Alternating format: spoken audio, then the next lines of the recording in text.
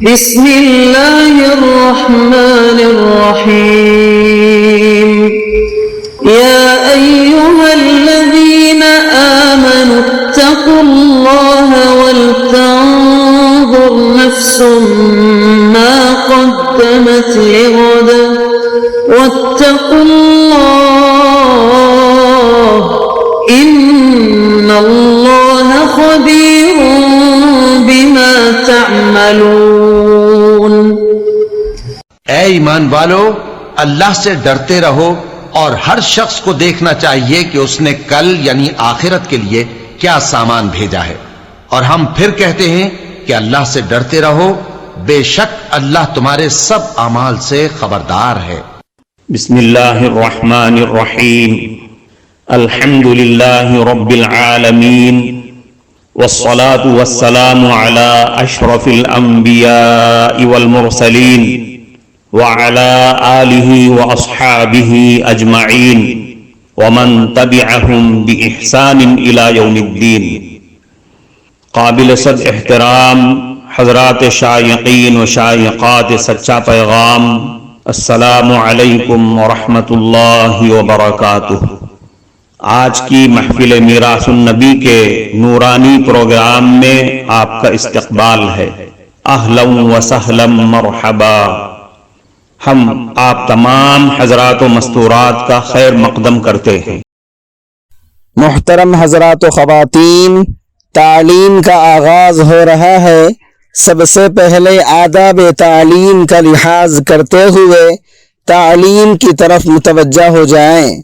پورے دھیان سے سننا، عمل کی نیت سے سننا اور تبلیغ کی نیت سے سننا، یعنی سنی ہوئی باتیں دوسروں تک پہنچانے کے جذبے سے سننا، چند خاص آداب تعلیم ہیں۔ امید ہے کہ آپ حضرات ان آداب کا ضرور خیال رکھیں گے۔ جزاکم اللہ۔ بسم اللہ الرحمن الرحیم۔ نسائی شریف کی ایک روایت میں ہے کہ جو آدمی جس وقت آیت الکرسی پڑھتا ہے اس وقت سے لے کر اگلے دن وہی وقت آنے تک اللہ تعالیٰ اس کے لیے ایک فرشتہ مقرر فرما دیتے ہیں جو اس کے نامہ اعمال میں نیکیاں لکھتا رہتا ہے اور گناہ مٹاتا رہتا ہے۔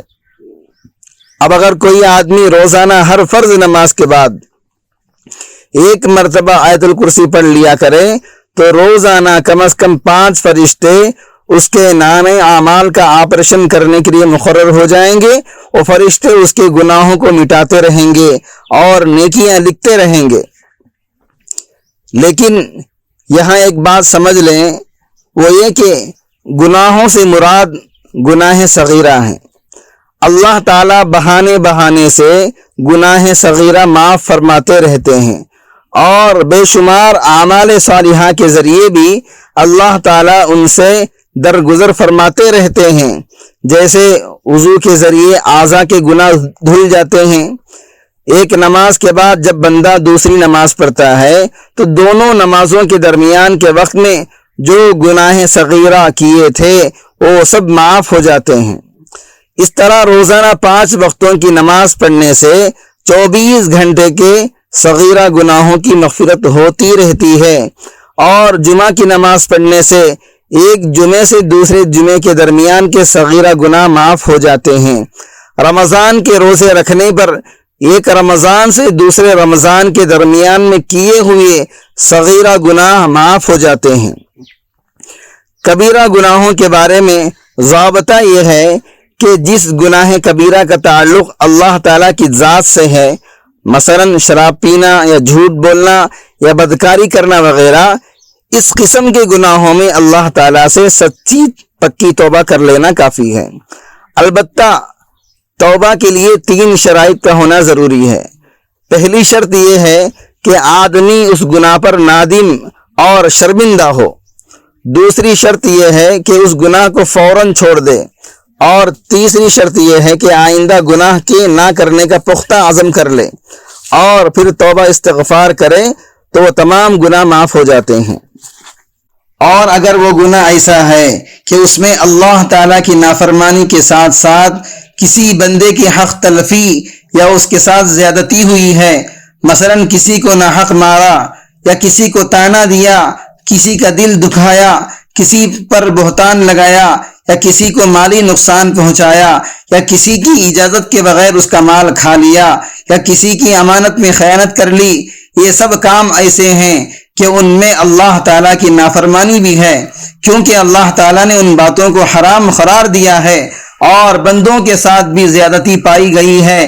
ایسے گناہوں سے توبہ کے مکمل ہونے کے لیے پہلی 3 شرطوں کے ساتھ ساتھ ایک چوتھی شرط یہ بھی ہے کہ جن بندوں کا حق پامال کیا ہے یا تو ان کا حق ادا کر دے یا ان سے معافی تلافی کرا لے، اس کے بعد توبہ مکمل ہو جائے گی۔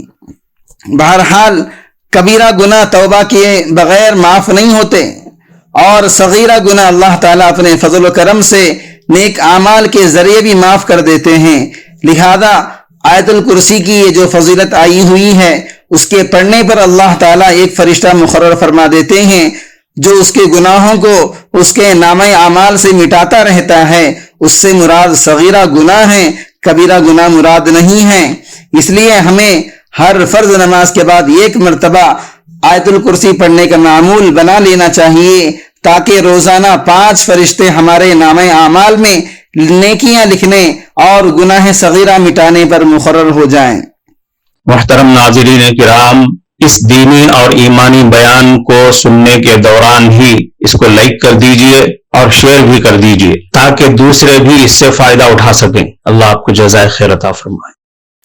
حضرت علی رضی اللہ عنہ سے روایت ہے کہ میں نے منبر پر حضور صلی اللہ علیہ وسلم کو یہ فرماتے ہوئے سنا، جو آدمی ہر فرض نماز کے بعد آیت الکرسی پڑھتا ہے اس کے اور جنت کے درمیان صرف موت حائل ہوتی ہے، یعنی آیت الکرسی پڑھنے کی وجہ سے وہ آدمی جنتی ہو گیا، بس صرف مرنا باقی ہے، اگر اب بھی مر گیا تو ابھی جنت میں چلا جائے گا۔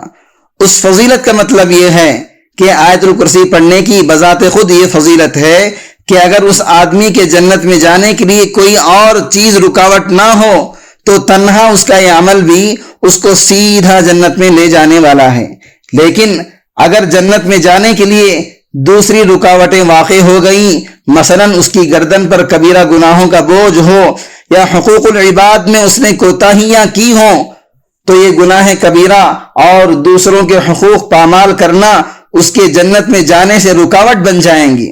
لیکن اگر اس کے ذمے بندوں کے حقوق بھی نہیں ہیں اور کبیرہ گناہوں سے بھی اس نے سچی پکی توبہ کر لی ہے اور پھر اس نے یہ عمل کیا، یعنی آیت الکرسی والا عمل کیا، تو انشاءاللہ وہ مرتے ہی سیدھا جنت میں چلا جائے گا۔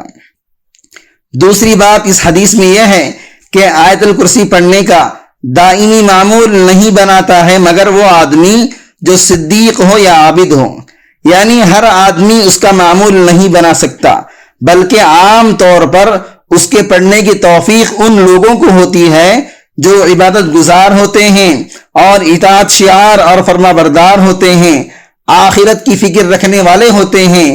ان کو اللہ تعالیٰ یہ توفیق عطا فرماتے ہیں کہ ہر فرض نماز کے بعد وہ آیت الکرسی پڑھتے ہیں۔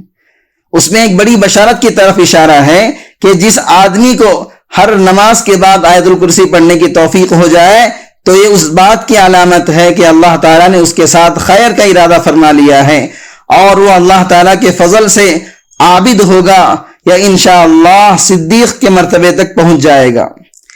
تیسری بات اس حدیث میں یہ ارشاد فرمائی ہے کہ جو آدمی آیت الکرسی پڑھ لیتا ہے وہ خود بھی محفوظ ہو جاتا ہے اور اس کے گھر کے دائیں بائیں کے دونوں پڑوسی بھی اور ان کے پڑوسی بھی اور قرب و جوار کے چند اور گھرانے بھی اللہ تعالیٰ کی حفاظت میں آ جاتے ہیں۔ ذرا غور کریں کہ اگر سارے مسلمان اس آیت کے پڑھنے کا معمول بنا لیں تو سارا شہر محفوظ ہو جائے، بلکہ پورا ملک شیطانوں کے شر سے محفوظ ہو سکتا ہے۔